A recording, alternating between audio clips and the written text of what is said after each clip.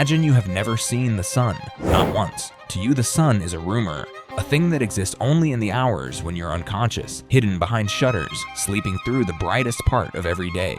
You were born at night, you will die at night. And everything that ever mattered to you happened under the moon. This is your life in a world where humanity lives only after dark. It is 6 in the evening and you are waking up. The light outside is fading, soft and orange and safe. This is your dawn. As the sun sinks below the horizon, the world comes alive. Streetlights flicker on, shops open. The city, silent and shuttered all through the blazing day, begins to breathe. You step into the cool, dark air, and your day begins. But how did it come to this? Why would an entire species abandon the light? Somewhere in your world's story, the daytime turned hostile. Maybe the atmosphere thinned and the sun's radiation grew too fierce for skin to survive. Maybe the planet drifted closer to its star and daylight became a furnace. Whatever the cause, the result is the same. The day belongs to the danger. The night belongs to you. And your body has changed to match. Your eyes are different now. Larger, darker, drinking in every scrap of light. Deep in each eye, you have more rod cells, built not for color, but for seeing in the dark.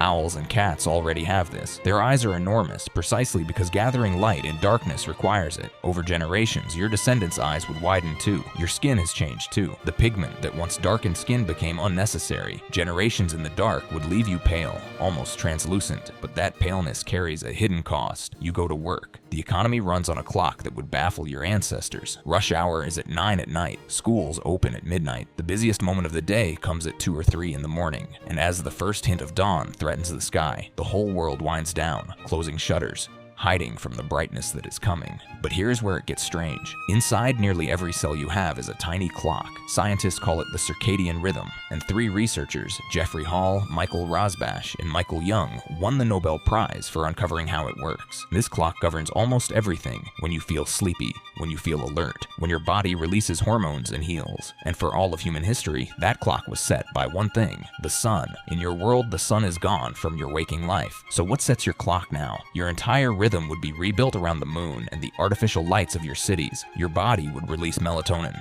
the hormone that makes you sleepy, when the sun rose, not when it set. Everything flipped. The human body did not evolve in the dark. It evolved under a sun.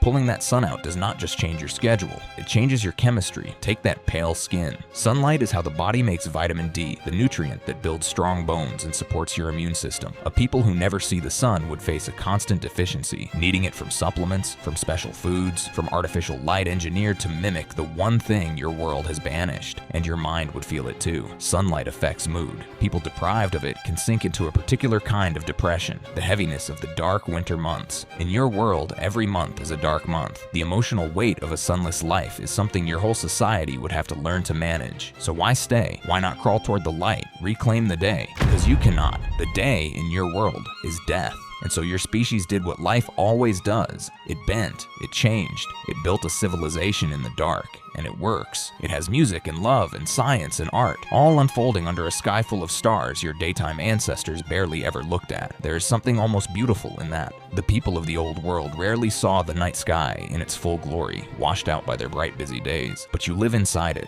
The Milky Way is not a faint smudge to you. It is your ceiling. You know the moon the way they knew the sun. It is almost morning now. The eastern sky is turning a pale, threatening gray, and every instinct tells you to hide. You climb into bed as the first light leaks through the cracks. You will sleep through the sun, as you always have, as your parents did. And somewhere beyond your walls, a thing you have never truly seen is rising over the world, filling the sky with a light you were built to flee. Imagine you have never seen the sun. You never will. But lying there in the dark, listening to the silence of a sleeping world, you do not feel you have lost anything at all. The night was never a place you were hiding from. The night was the world, and it was always completely yours.